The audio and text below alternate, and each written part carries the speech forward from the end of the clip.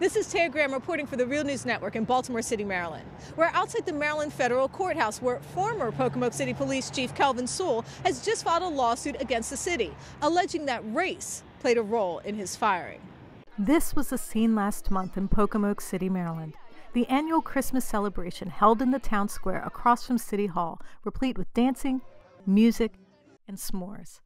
It seemed on the surface that the people and their leaders had moved on from the controversy which embroiled the small town on the Eastern Shore last summer after the city's first black police chief, Kelvin Sewell, was fired amid allegations of racism. I've lived here 45 years, and it upset me and it devastated me to see things go the way they went. And I finally feel whole again, and I think the city's starting to feel whole again also. We sat down with City Manager Ernie Crowfoot just before the festivities. He too expressed confidence that Pocomoke was moving forward from the conflict over Sewell's dismissal, which Sewell and his lawyers alleged was because he refused to fire an officer who had filed a discrimination complaint. This is a nice town. We get past this other stuff, and at some point the facts will come out and things will settle down. But noticeably absent from the scenes of Christmas cheer was part of the town that perhaps still felt estranged from a city that appears to embody all the divisions and contradictions about race in America, its African-American citizens. As our cameras rolled, few appeared to take part in the festivities, even though residents told us afterwards that our impression of the black community's conspicuous absence was wrong. When you came out to events like tonight, I mean, there was all shapes, sizes, and colors involved. True, but it did seem like mostly white people were here. I mean, no, not in the beginning. Not in the beginning. As the night went on, I believe the statement you made is correct. But again, if you were here last year, that wouldn't have been the same statement. Once a hot button topic is brought up, then that divide becomes bigger. There's a bigger chasm there, and when that's there, it separates. And that is in part what the conflict over Sewell's firing has been about. A perception among African Americans it was racially motivated, and in the white community that it was not. And the time that I've spent in this town, the racism aspect of this, it's not there. Yeah. It's something that's being conjured up. And unfortunately, in today's society, it's a hot topic button, and it came out at the wrong time. Yeah. And race shouldn't be.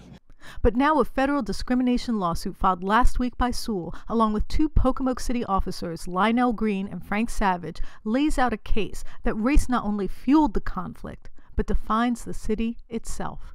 That's because the suit alleges a long-term and concerted effort involving multiple government agencies, including the Worcester County Sheriff's Office and state police, working in concert to retaliate against Sewell after one of his officers, Frank Savage, filed an EEOC discrimination complaint.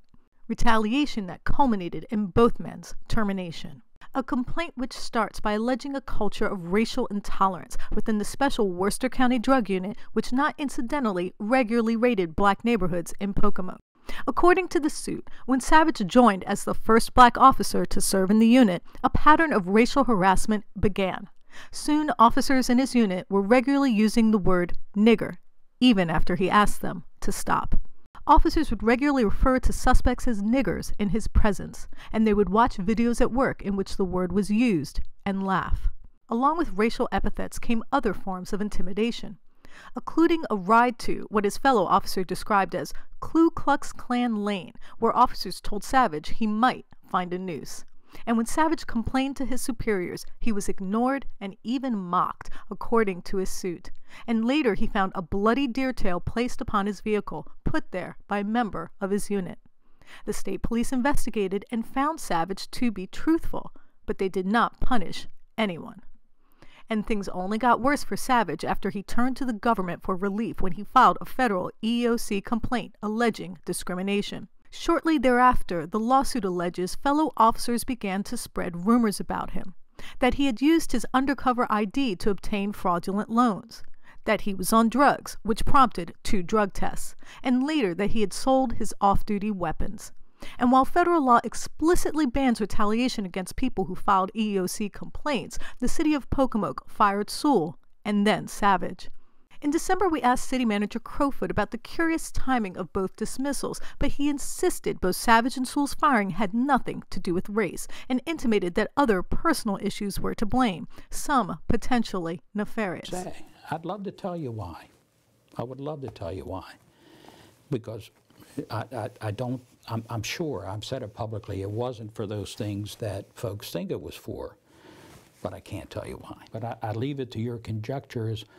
What are the possible things that someone who's well-liked can be terminated for? Still, during our visit to Pocomoke City, African-American leaders say they have confidence in Sewell. Bishop Isaac Jenkins, pastor of the New Macedonia Baptist Church, where Chief Sewell parked his car to walk the streets, says his connection to the community transformed policing in the city's predominantly African-American neighborhood known as the Backburn. The community, it would be back on its way to heal if the chief could be reinstated. I've heard folk who never talk about police officers. Oh, he's good to talk to. You can talk to him. You feel comfortable. He doesn't condemn you this and that. If he walk up to you, if he feels that you standing out there, you shouldn't be able to hear to you, why don't you go somewhere and get shelter? He wasn't angry like they feel some police officers would be. So he was always saying something to show his kindness. Yes, it will be a big help to this community toward healing if he could get back. And it's not just the city's black community that has continued to feel the impact of Sewell's abrupt departure. Michelle Lucas has decided to move away due to the ongoing controversy over the former chief and the recent crime increase. I loved Pocomoke. I loved the fact that I could walk down the street and wave and talk to people. I loved the fact that if someone seen you walking in the rain, whether you knew them or not, they'd stop and say, hey, do you need a ride? And it's not like that anymore. Pocomoke's not like that anymore. Pocomoke might as well be a city. A sad realization for her and others that the town remains profoundly divided. Divisions that the lawsuit alleges operate deep beneath the placid facade of a community that appears to be searching for common ground. You know, when something like this happens, then there's a divide that takes place. And that divide wasn't there until this came out. This is Taya Graham and Stephen Janis reporting for the Real News Network in Pocomoke City, Maryland. For full disclosure, Stephen Janis wrote a book with Kelvin Sewell.